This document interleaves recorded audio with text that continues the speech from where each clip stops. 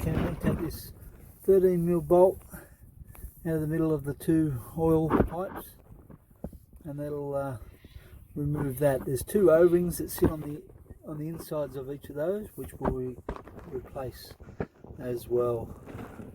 Okay, so once we've got the pipes off the outside, using an Allen key, crack the two,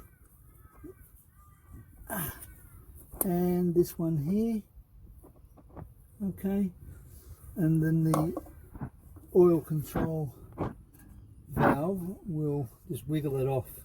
It'll come backwards and come off, and that'll give us more room in getting this differential backwards.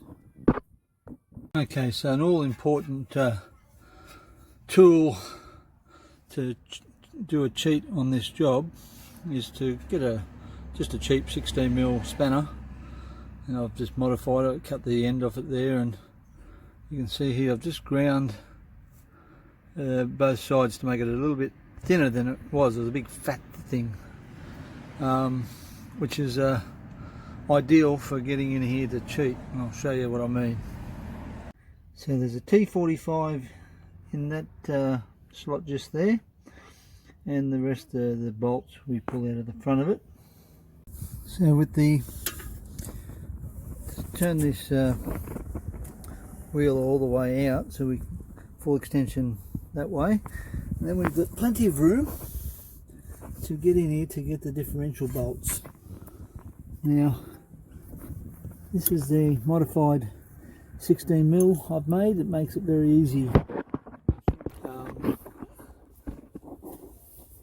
You can use a bar, which is what I've been using, to lever underneath and lift up, or jam it against the block and pull it down to actually crack your nuts, your bolts, sorry, to crack your bolts.